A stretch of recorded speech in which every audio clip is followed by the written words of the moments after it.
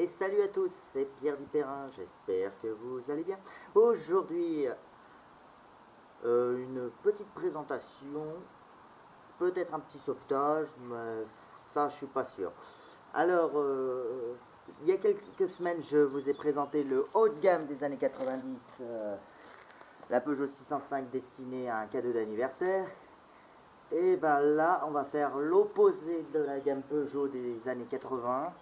Vraiment l'opposé. Dans les années 80, le modèle bas de gamme de chez Peugeot n'était pas la 205. Non, non, non. Enfin, en tout cas, pas encore. C'était dans les années 80. En voiture de gamme, on avait la petite 104. Car contrairement à ce qu'on pourrait croire, la 104 n'a pas tout à fait remplacé la 205, elle a plutôt été remplacée par la 106. Oui, parce que cet exemplaire date de 1988, donc je pense que c'est une des toutes dernières. Allez. On va faire un petit tour vite fait.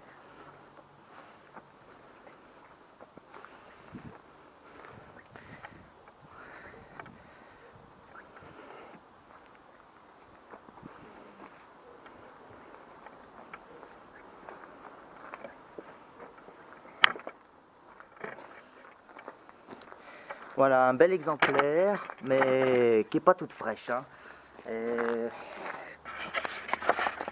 Bon, en fait, la petite histoire, c'est pas vraiment un véhicule que Marcel a récupéré, non, pas cette fois-ci. C'est plutôt un véhicule que notre voisin a récupéré gratos, on va dire, et qui veut essayer de revendre pour se faire un petit bénéfice, mais il veut pas non plus se lancer dans une restauration parce que c'est vrai que là il y a un peu de boulot. Et nous, il nous a juste demandé de la remettre en route, donc voilà, normalement c'est chose faite, on l'a remise en route hier. On vous avait filmé une vidéo, mais elle n'a pas voulu redémarrer au moment où je filmais, malheureusement. Elle a redémarré au moment où je... Ouais, mais blanc, en fait, bon, c'est un peu comme c'est pour ça que j'ai cette gamme.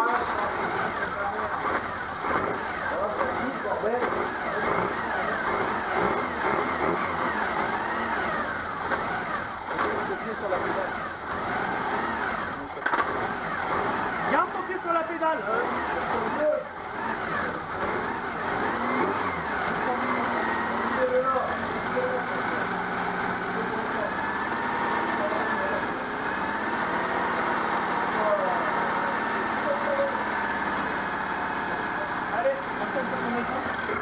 Ah non, quitte à la gueule. Ouais, c'est bon. Je filmais pas, donc c'est parfait. Il fallait en fait un peu nettoyer le carburant et nettoyer les bougies, et elle est repartie comme à l'an 40.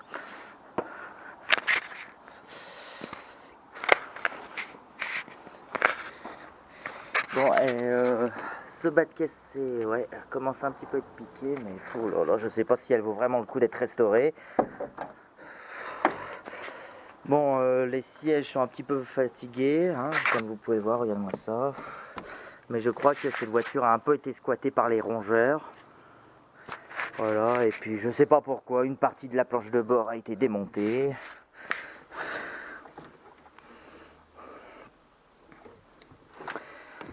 Voilà, je sais pas, ouais. L'intérieur n'est pas propre. Hein. Le ciel de toit est propre par contre. Bon, il manque juste un morceau du plafonnier. Mais le ciel des toits est propre, ça y a pas de souci. Oh mon dieu. On va vite fait libérer cette bestiole. Je crois que c'est une punaise. Ah. Dégage de là. C'est la troisième qu'on trouve là-dedans, il doit y avoir un nid. Aïe aïe aïe. Bon, le coffre n'est pas en si bon état. Le coffre est plutôt petit, hein. Ouais, il doit pas être plus grand que celui d'une 2 chevaux, hein, quand on compare. Ouais, c'est vrai, le coffre est plutôt petit, hein. La 205, je pense que ça fait mieux de ce côté-là. Alors, c'est la version GLS. Alors, bon, c'est la version berline, quoi. Berline 5 portes avec haillon. Bon, tu me diras, la coupée doit avoir un haillon aussi. Moi, je vous préviens, si je dis des conneries sur la 104, n'hésitez pas à me le dire dans les commentaires parce que c'est pas vraiment un modèle dont je me suis intéressé. Donc, sinon, bon, les poignées, il manque un petit caoutchouc. Il y a un petit peu de rouille perforante, mais enfin que des petits trous, quoi. Je sais pas si elle vaut vraiment le coup d'être sauvée celle-là.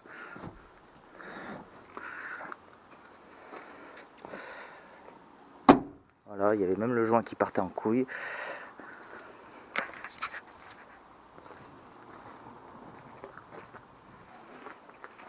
Je crois, ouais, c'est bien ça. Il me semble qu'il m'a dit que cet exemplaire date de 88. Donc c'est les dernières, c'est les phases 3, celles qui ont récupéré le design de la 205 avec la calandre à 3 barres.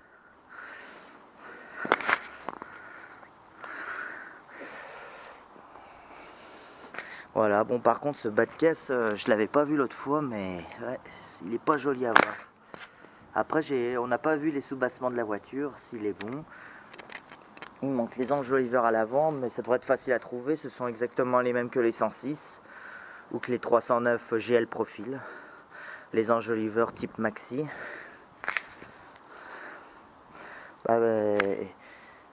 Et parce que oui, ce n'est pas... oui, parce que c'est bien ces enjoliveurs là qui sont d'origine sur cette version, hein, j'ai vérifié.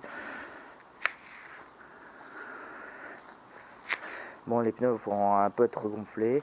Bon, le vernis a commencé à se barrer un peu sur le toit, enfin voilà. Enfin, il y a un petit peu de boulot en restauration, hein, je suis pas sûr qu'elle soit complète. Hier, j'ai même pas osé tester les essuie-glaces tellement ils sont pourris.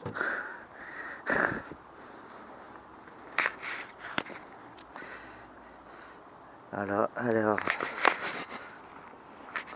alors le moteur, je sais plus combien il fait le moteur. Alors déjà, attendez, pour ouvrir le capot, c'est un petit peu chiant. C'est un levier type levier de starter, mais ah si, ça y est, il a bien voulu cette fois. Parce que le câble est un peu grippé. Alors le même système que la 205 pour maintenir le capot. Alors c'est un petit moteur Talbot, ça je le sais, mais je sais plus lequel. Il me semble que c'est le 1000 cm3. Attendez, je ne veux pas dire de conneries, je vais prendre la fiche technique et je vous... Alors le type moteur 1124 cm3, 50 chevaux, 4 chevaux fiscaux, boîte 5 rapports. Ça. Voilà.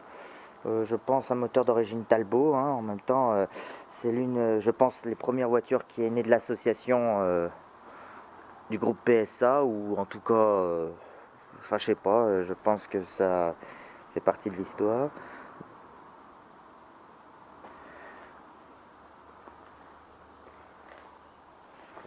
C'est bizarre. Ouais.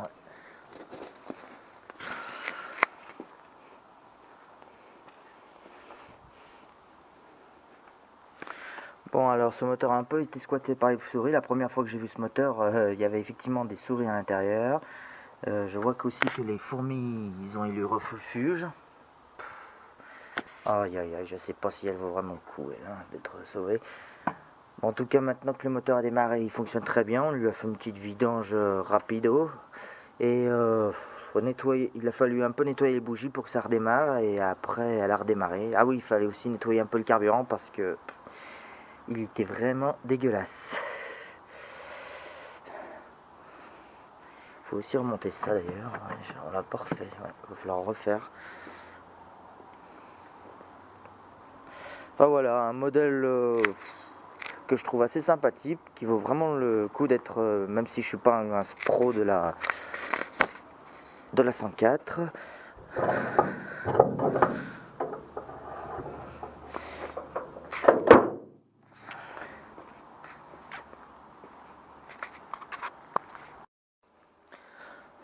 Enfin bref, c'est la Visa version Peugeot, quoi.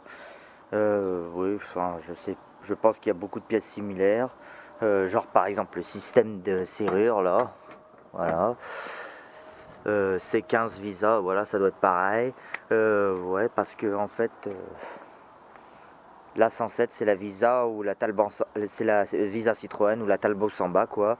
Encore la Samba, je sais pas si elle existe en version berline parce que je sais que la LNA, la 104 version coupée et la Samba coupée, c'est exactement, il me semble, les mêmes caisses, les mêmes châssis, ça c'est sûr. Les caisses, peut-être avec quelques différences de lignes et bien sûr les calandres spécifiques aux 3 marques. Mais à part ça, voilà. Bon, est-ce que madame démarre toujours? Oui, voilà.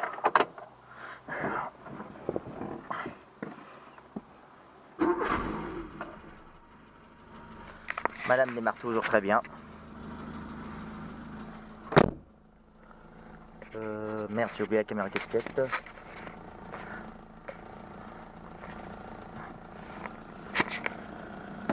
En tout cas, l'embrayage est neuf parce que le point de patinage est très haut. Très bas, pardon. Donc l'embrayage doit être neuf. Elle a 145 000 km au compteur. Alors qu'est-ce que j'ai oublié? Ouais, voilà. Je cale très facilement.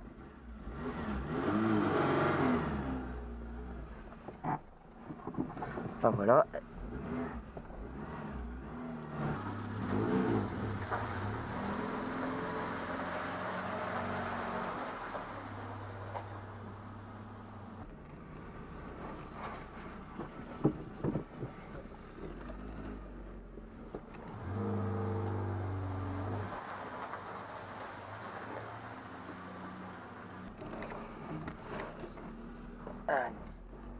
Bon, je peux pas faire un tour très loin parce que elle est pas vraiment non plus en règle.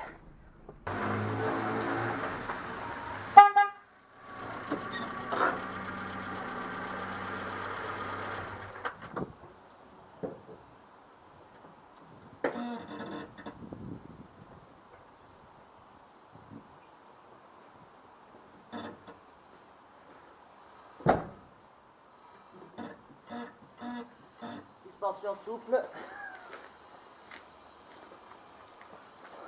Non, franchement, ça doit être un petit véhicule sympa quand même. Hein. Après, malheureusement, c'est pas un véhicule qui a beaucoup de fans. Hein. Surtout les versions berlines. Les versions coupées sont plus recherchées. Je crois surtout la version Z, je crois. Enfin bon. Honnêtement, ni moi ni Marcel n'avons la motivation de restaurer cette pauvre petite 104. Mais si jamais elle vous intéresse pour une restauration ou pour les pièces détachées, le véhicule est disponible jusqu'à ce que je précise dans la description qu'il ne soit plus disponible. Voilà, contactez-moi sur Messenger si vous êtes intéressé par cette pauvre petite voiture. Bon ben, je vais conclure cette vidéo là-dessus.